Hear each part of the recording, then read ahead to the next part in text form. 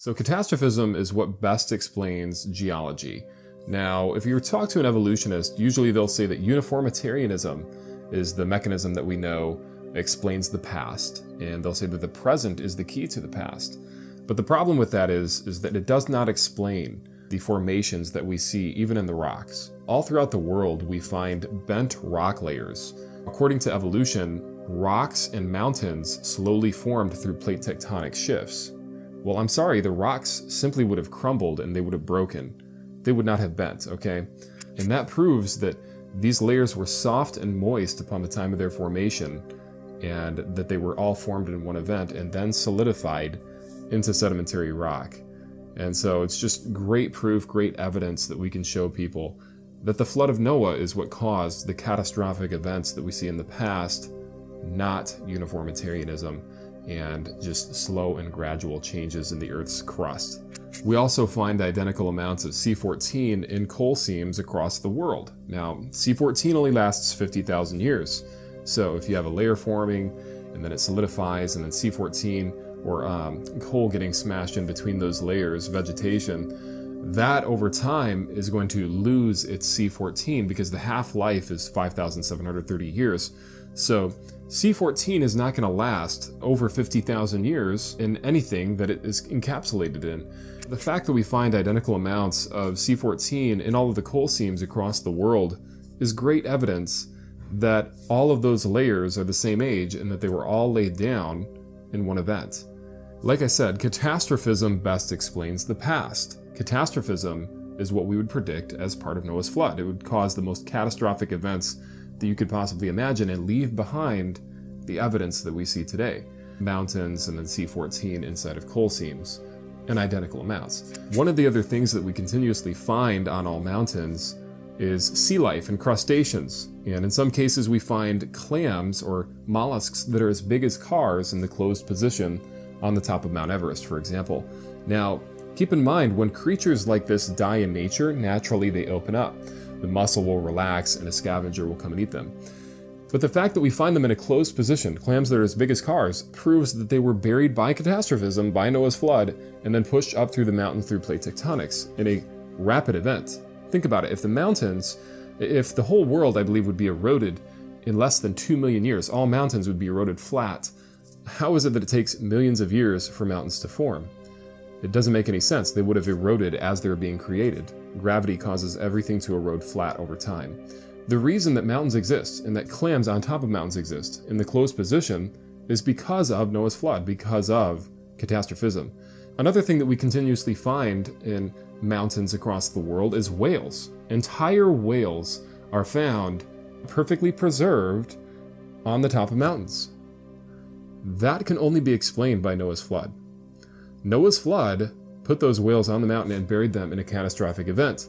Uniformitarianism cannot explain this. When whales die, naturally they float to the surface, and scavengers will eat them, they'll get beached, crabs will come and eat the carcasses. The only way that you're going to get a perfectly preserved whale in nature is by catastrophism, once again by Noah's flood, especially on the top of mountains. It proves that while the continents were moving, and the fountains of the deep broke open, as the Bible says, that certain of the crust of the earth was subducted, causing catastrophic plate tectonics, and those mountains were pushed up and the whale fossils were pushed up with them. The whales before they had become fossilized. And remember, fossilization is not about time. Fossilization is simply about conditions.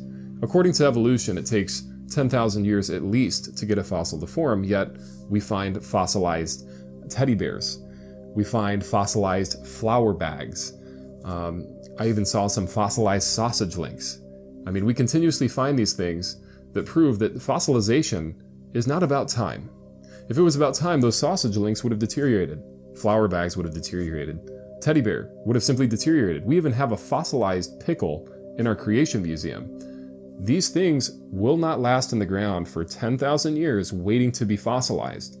Anybody that would say that fossilization is about time is just not educated on the topic. Fossilization is about conditions. And just the fact that people believe that fossilization takes up to 10,000 years, and they'll use that as a crutch to disprove the Bible, it's ridiculous. We even find a fossilized ichthyosaur giving birth. Now, I don't know of any creature that takes 10,000 years to give birth to their young. I mean, if they did, that'd be a pretty painful birth. It's not that these fossils took 10,000 years to form. It's that they were buried in catastrophic conditions that allowed them to be protected. It's just like footprints. The reason that we even find fossilized footprints of any creature is because of catastrophism. If I was to go make a footprint in the beach, or on some sand or on some mud, it's going to smooth out in just a few days, tops.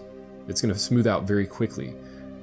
If it takes 10,000 years for something like that to fossilize, it wouldn't even be possible to have fossilized prints of any sort. But yet we find fossilized prints of raindrops, fossilized ripples of water. We find fossilized footprints of all sorts of different creatures throughout the entire geologic column even. I mean, these things had to be buried so quickly and protected so quickly in order to be preserved. Catastrophism and Noah's flood is the reason why these things even exist.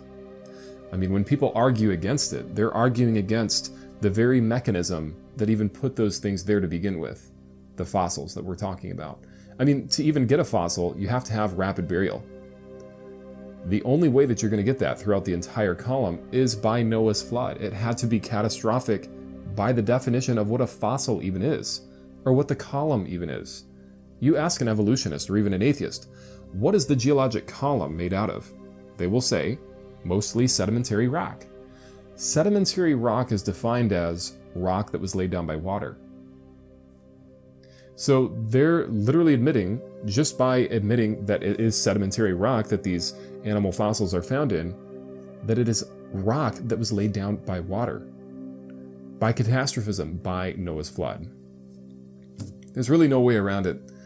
I think that the best way to explain the past is not by using the present, but is by using the catastrophic events that are spoken of in the Bible, and also that we see the evidence of throughout the world around us. Now, if you look at the way that evolutionists try and rescue this, they will draw pictures of dinosaurs diving down into the ocean, and they will say that, see, that's how the footprints got preserved.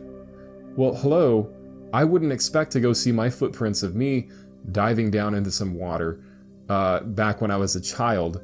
Those footprints would have been smoothed out by the water. But if you look at this photo, it has the dinosaur diving down into the water, and they expect you to believe that all of those footprints that you see in the water did not get smoothed out by the water. I mean, let that sink in. They think that you're actually going to believe in this textbook that those fossils actually sat there in water, those footprints, and did not smooth out for over 10,000 years as they're slowly getting fossilized. I mean, what a joke. Folks, people that believe in evolution, we have to help them understand the world around them. Evolutionists always say to me, and atheists will continuously mock and say, well, how can I believe in a God that I can't see? They need to start believing what they can see first.